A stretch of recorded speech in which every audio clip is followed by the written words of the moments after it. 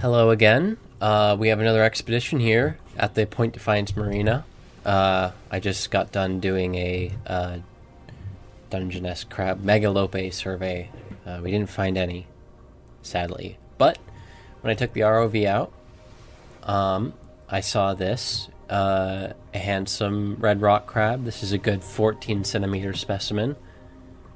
The current was gentle, but still, it was the first dive of the day. Had to get used to the controls. Wanted to get a good look at him, see if he was alive, because he wasn't reacting at all. You can see his antennae moving.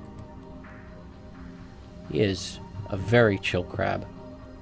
You can see a sculpin over there just sprinted off. Not sure what kind. Might be a buffalo sculpin, but he was really well camouflaged. I could not see him on the screen until he moved. Overall, the current was heading eastward gently, then it slacked briefly, and then it started flowing west extremely strong. It was a very, very strong current,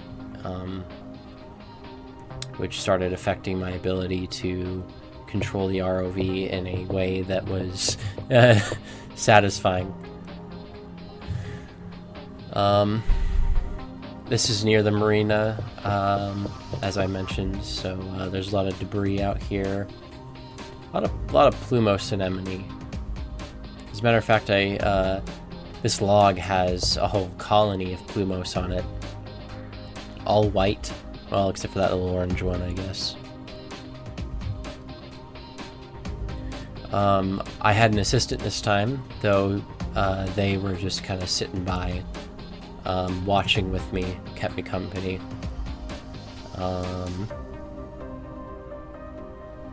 They knew a lot more about the sea stars than I did, but this is a massive grouping right here of plumose. Not the most massive I've seen.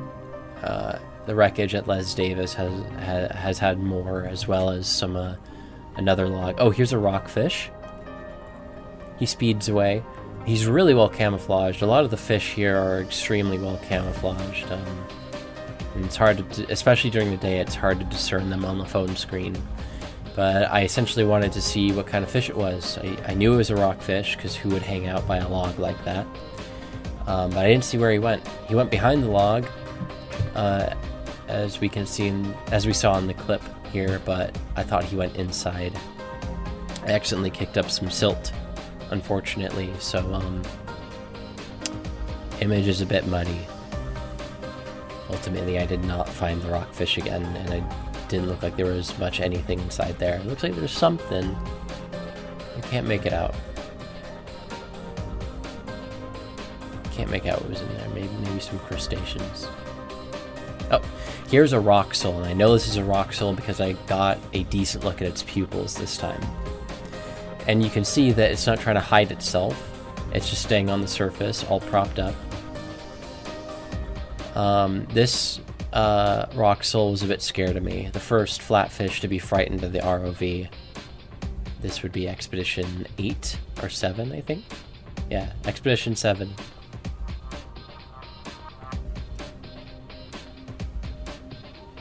I decided to leave the flatfish alone since he wasn't having it. And I continued on. Over here we see another Cancer productus, red rock crab. He is in his defensive stance. He does not like me. He's got his claws out. He is moving. This guy was only had like a 10 centimeter wide carapace, so smaller than the individual we saw earlier. As you can see, I'm fighting the current and the pull of the tether. A lot of complex forces acting. It made it hard to maneuver, so I could get a good measure of this guy's carapace.